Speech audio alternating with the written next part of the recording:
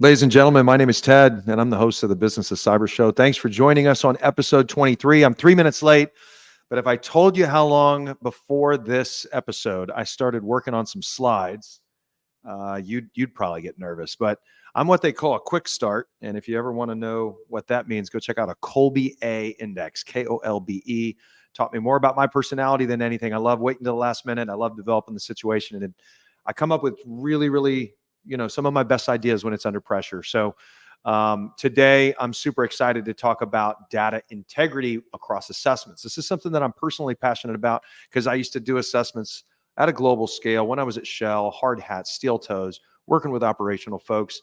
And one of the biggest challenges that I had is every time I went to a facility in the OT world, in the ICS world, in the critical sectors, stuff changes. So what that means is that you either have to rely upon the ingenuity, the maybe the ability of the assessor to kind of make adjustments to his or her approach, or you have to have a really simplified data model. And so this has been on my mind on the theme of everything for Business of Cyber this year, which is we're going to talk about people, we're going to talk about kind of the processes, or we're going to be talking about budget. And processes are tied to time, right? In the talking points memo, we'll reinvigorate, reignite, and reintroduce the themes of the Business of Cyber. And then we're going to talk about what it means. One of the biggest challenges. I had some challenges in doing assessments as it relates to data integrity. January is off to a bang. I don't know if anybody's been watching the news. There's tons of stuff going on, tons of news on the LNG side, tons of news on the cyber threat side, tons of news on the M&A activity and the venture capital and private equity world within the OT ICS game. Stocks are up, stocks are down. Why is that happening? Supply chain issues. It's fun stuff. It's a fun time to be in cyber, and it's a really interesting time to be in cybersecurity on the critical sector side. I'm joined by pretty much no one today because we had this amazing mathematical kind of savant guru in cybersecurity that I had been kind of hoping would join the show. But unfortunately, that person had an international trip and just couldn't do it. And it's really important that we keep doing the BOC at 10 o'clock every Tuesday. I want to commit that to you. So I said, hey, I'm going to do it myself. So got 8 or 9 slides that I'm going to walk you through what I think is a really big problem in the industry that asset owners are facing. But without further ado, let's get started. For those of you who are joining online, welcome. For those of you for your first time, thanks for joining the show. We're going to be talking about maintaining data integrity across global assessments. And when we're doing that, we're going to talk about a couple of the different examples alongside the BOC threads. And I'm going to finalize with this really big idea. It's a big idea that I see in the industry. I can see any text that you put on through the application. So if you have a question or if you have some sort of comment, don't hesitate to throw it out there. And I look forward to collaborating even after this. I think there's an average of 5,000 to 6,000 people that view a BOC episode after the original registrants view it. So this is a piece of content that we want to be able to survive over the course of next couple of years. So it doesn't matter if you couldn't join us today. Thanks for looking online. I want to start with just an overall talking points on data integrity, and it rests upon the foundation of why the Business of Cyber Show exists. Asset owners are overworked. I don't think that CISOs and OT and IT directors are paid enough. I think they take on way more responsibility as the threat landscape increases. We know that there are far too many products within the ICS market. If you want to know a really deep dive, go ahead and attend S4 in Miami this year. Tickets, I think, are still on sale. I'm going to be speaking on either Thursday or Friday specifically about what investors and analysts could have got right, could have done better, and can do better within the ICS market. And a lot of it ties to how many solutions are in the market. Why is that a bad thing, Ted? Isn't it great if there's a lot of innovation in the market? Well, yes, if so too increases the number of resources available for the buyers. So one of this thing that we see is we see a lot of new products in the market, but the buyers are not growing at the same rate. Neither are budgets. So what does that do? It makes it very, very challenging and confusing for CISOs to have to sift through all those different products and solutions on the market. And one of the biggest ones that we'll focus on today is why is data integrity for assessments so important when you're actually dealing with not enough personnel in the industry? Okay, so I took a look at Statista and gave me some real nice data points um, on challenges to completing cyber assessments worldwide. And it's a little bit small, but lack of qualified personnel, changes in scope, changes in the overall operational facility, language divide, all of these things are reasons. I mean, we even have time zones that I saw was one of the biggest reasons why people are not able to either start a cyber risk assessment or keep rolling with the cyber assessment across their global facilities. I say global facilities because I really think the persona that this data integrity challenge really applies to is what my view is of a baseline stage maturity. So you've got, this is something I came up with a couple years ago. The good old friends at SecurityGate use it all the time. Lord knows you don't need another maturity rating within the world. But if you're in a prepare phase, then you're kind of preparing for your first cyber assessment. If you're in baseline phase, you're deciding I'm going to go do a cyber assessment, and the duration of the baseline phase is when you are establishing a baseline across all your global facilities, right? So you've got 75 facilities, you got 28 facilities, you got 130 facilities. Getting your first quote assessment, doesn't matter what framework or standard it is to, but that activity is a multi-year strategy. It is a multi-year implementation. It takes a lot longer than most people think. And what the end state these baseline folks are trying to understand and get to is, what do I need to fix? How much budget do I need to do that? How much people do I need? How many resources do I need to do?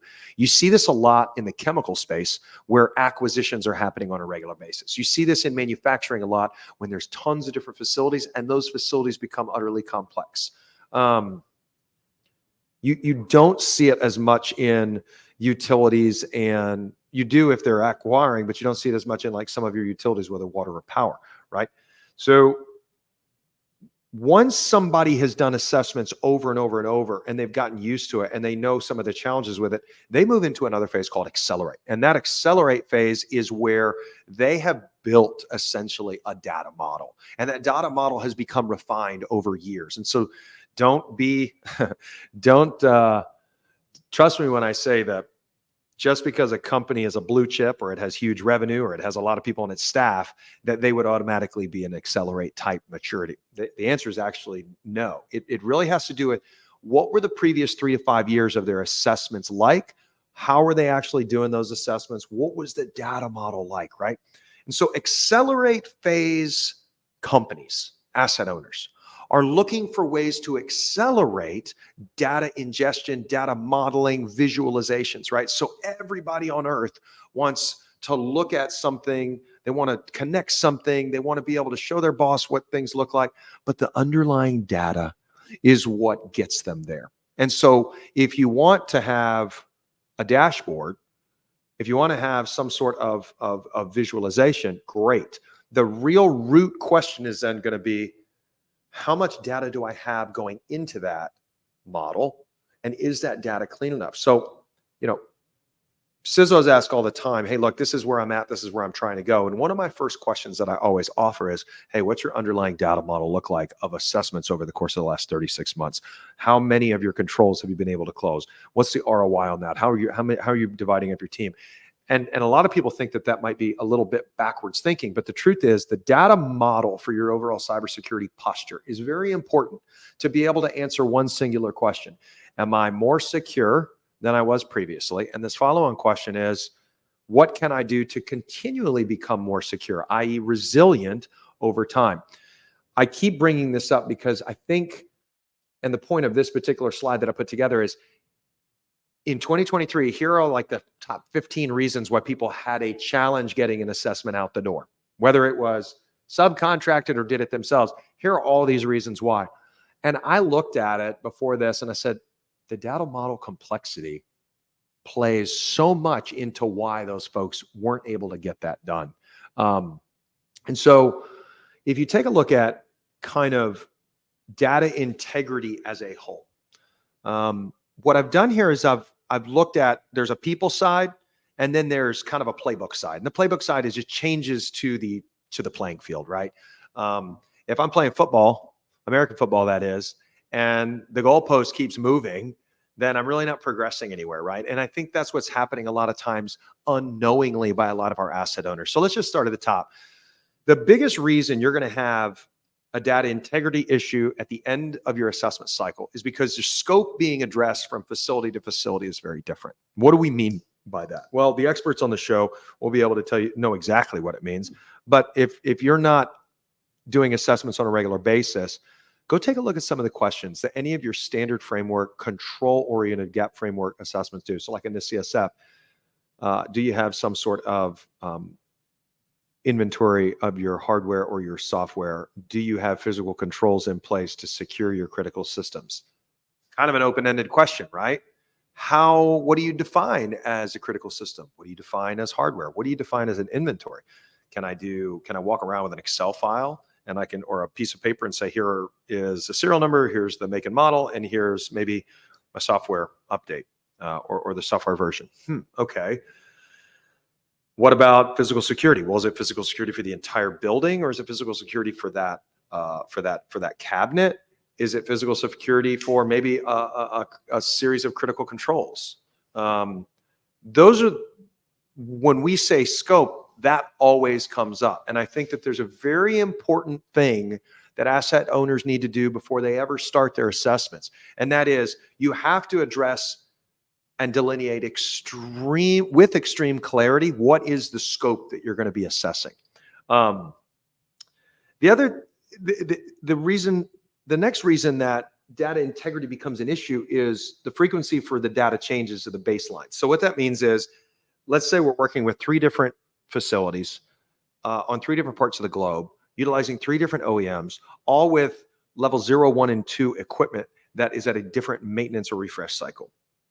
So when you conduct a baseline assessment, let's just say with this CSF, and you answer yes or no or in progress for any of these, what's going to end up happening is when you consolidate your data over all these global assessments, you have to ask yourself, did I answer that question with the same lens across all my facilities? And I challenge CISOs and OT directors all the time on that question. What usually happens is a lot of not applicable gets applied in the data model. As they say, well, we don't have any critical systems. We don't really have a lot of hardware. We don't really have, so we didn't run any sort of asset inventory on those 38 sites, but we did on these. Okay, we'll get to how you can approach that to not screw up the data model. Because what you're trying to do is, and this is where simplicity reigns, you could buy all the awesome solutions that you want on the market. God knows there's enough of them.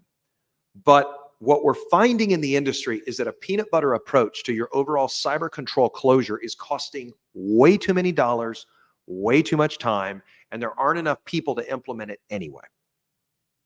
So you have to then go back in time and say, where am I going to actually place the majority of my cyber control measures? That could be a people, that could be a process, that could be a tech. Well, how do you even get to a point where you can answer that question? And it comes down to the original assessment and the data integrity of that assessment results. And it starts with scope. So I always tell people, don't start an assessment until you have a general idea of the amount of budget you're going to be able to allocate at a facility level after the assessment to fix things. Because you know that, you can go back in time and you can kind of tweak or short circuit your assessment to focus on the areas where you know you're going to have the most issues. The second group of challenges with data integrity comes down to the skill set and availability of the assessor. That could change over time. Over 70% of the OT and ICS technical leaders in a global capacity are over the age of 55 right now. I'm going to talk about soft skills in cyber next week. And in preparation for that, we're taking a look at how are the different skill sets within ICS changing over time. So there's been a huge reliance upon consultants to do your assessments. And I think that's a really good trend in the industry because consultants that do this every single day are going to be able to accelerate your overall data your data models on what needs to be fixed, and they can probably fix some of those things. But if you don't give specific guidance on your scope and specific guidance on exactly what you're going to assess and at what level and who's going to be a part of that assessment, then you're going to start having a very, very, very complex and large data set to sift through when you're trying to answer one single thing, which is, where do I need to place my efforts to get the most resiliency out of my overall cyber program? Limited team size continues to be a real challenge. Multiply a limited team size times multiple languages times multiple time zones, you start to kind of run into a brick wall where it's very hard for me to do assessments anyway. It's even harder for me to do them in a manner that I think gives the same level of integrity within the data model.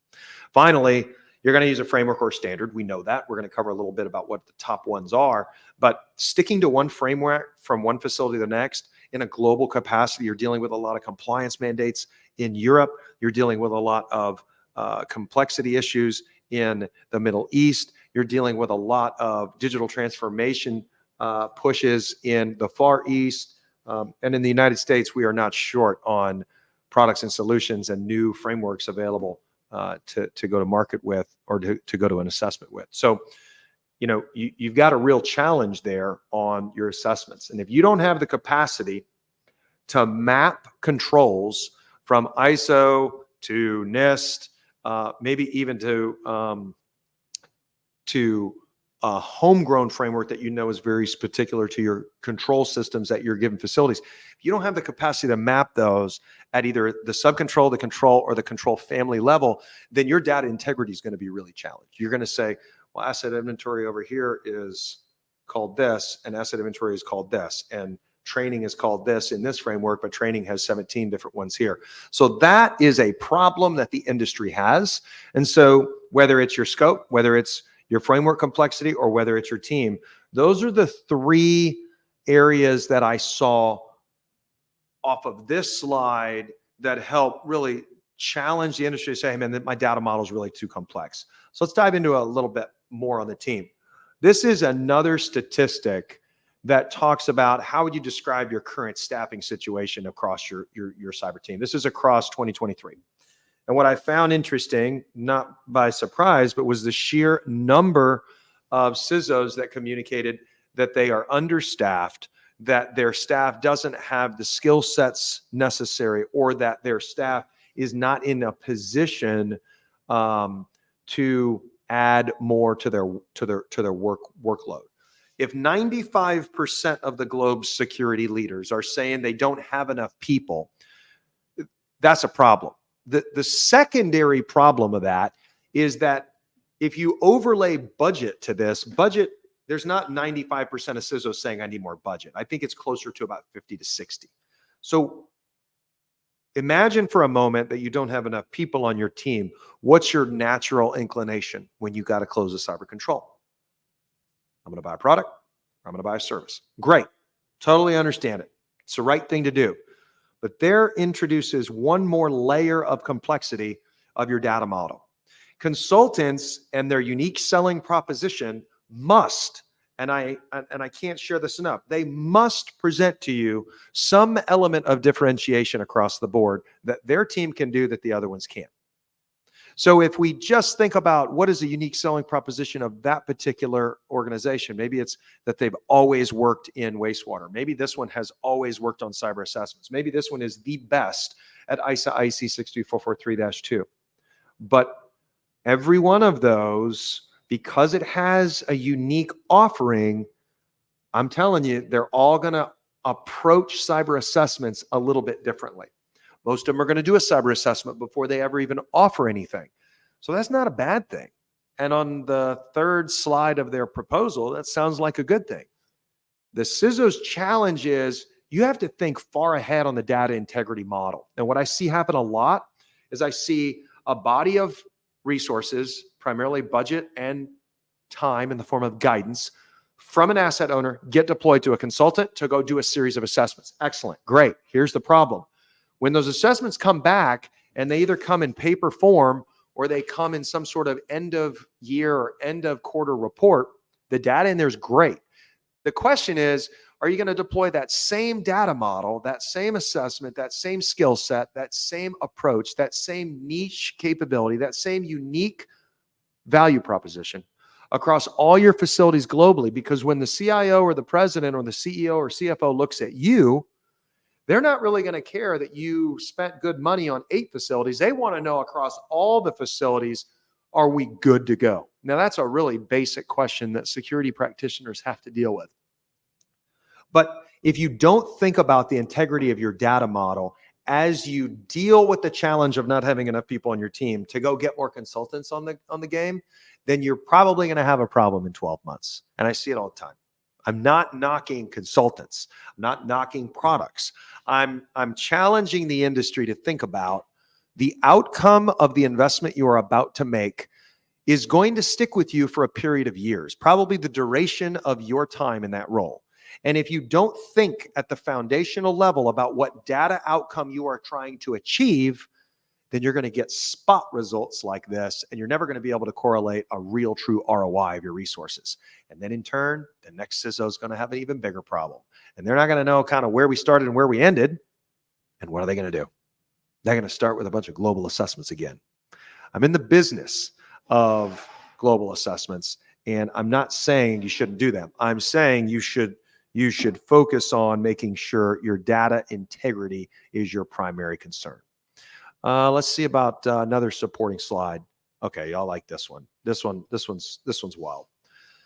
The top standards usage. Now, framework versus standard, I didn't get complex there, but last 12 months, which ones are used the most? NIST CSF, no surprise there.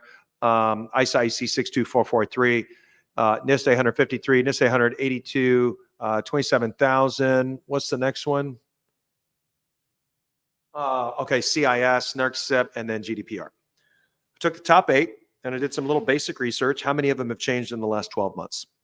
We know that NIST is adding the governance domain, right? I'm not an opponent of changing an assessment because my hypothesis is that any changes to the assessment is based on a community-based feedback that it needs to be updated. Absolutely important. Here's the problem. I got to do global facilities. I don't have enough people on my, I got to do assessments across my globe. I don't have enough people to do the assessments. I'm having to buy consultants over here, consultants over there. I already have a challenge with language, time zone. I already have a challenge with time. And before the average global facilities can get rolled up on their top missing controls or their top initiatives to stop strategies, the framework or the standard changes again. The goalpost changes a little bit. That is something we have to deal with in the world. Thank God there's some solutions out there that map all this for you automatically. But if you're not thinking about how the framework is going to change over time and how that will affect your data model over time, then what you're doing is just still sitting with a point solution. You're doing an assessment in a point in time, and either 12 months later when the framework changes, or 5 months later when your personnel move to another job, or 6 months later when you get another facility in the same region that gets acquired, you're going to have to go and do an assessment again. You're going to have to reassess. And if you don't have a really simplified data model, how are you going to do that? So be thinking about where the framework updates play a role in your overall data modeling, right? Okay, pretty easy stuff. This is the big idea. This is the reason that I put this whole thing together. This is what I'm passionate about. It's very simple. There is an inverse correlation between the number of facilities that you have across the globe and the complexity of your assessment if you want to be successful. In layman's terms, that means if I've got a ton of facilities to go and assess, doesn't matter if they're critical or non-critical, they all are still under your portfolio of risk management. The more number of these that I have, the more effort I should take in decreasing the complexity of my overall assessment. Number of questions. What scope? What's risks versus control? So here's what I see all the time. I had a water, well, it's actually a manufacturing company in the water space. Hey, Ted, I need some help. What's up, man? My boss told me that we have to do risk assessments on all 85 of our facilities. Awesome. Sounds great. You're going to be busy. What are the parameters of that? Well, I have 6 months, and I have to do 62443 3-2 risk assessment on all of them. And I said, okay, well, first of all, that's really challenging, but let's talk about your underlying data models. Do you have any sort of threat management? Have you defined what your overall risks are? Do you know what the criticality of all of your systems? Do you know what systems are really under consideration? Your zones of, and he would just right over the head. Okay. I talked to somebody the other day and they said, hey, Ted, I've got 137 facilities across the globe. I said, great. What are you going to do? He said, well, we chose NIST-CSF. I said, that's cool. I said, how much time do you have? I said, well, maybe you should simplify it a little bit. And I said, what's your biggest challenge? He goes, every one of my facilities is virtually different. And I don't think that half the questions apply to all the facilities. Doesn't matter what framework you're using. If you have a really big number of facilities, or if the complexity of your facilities are really complex, you've got to at least acknowledge the importance in simplifying your overall assessment, the scope, how many questions. A guy that was at a major oil and gas company told me one time back in like 2018, he said, Ted, I don't want to do a full NIST-CSF. And I said, why not? He says, because I sort of already know it needs to get fixed. I've been in this company for 15 years. I installed a lot of the equipment at all these places. It hasn't changed that much. And so what are you going to do? He goes, well, I'm going to reverse engineer this. I'm going to actually take all the questions from this CSF that I don't think apply in this budget cycle. And I'm going to delete them. Doesn't mean they're not important. I'm just going to change them away. And I'm only going to be assessing my facilities on these 19 controls. And we have budget for 12 of them.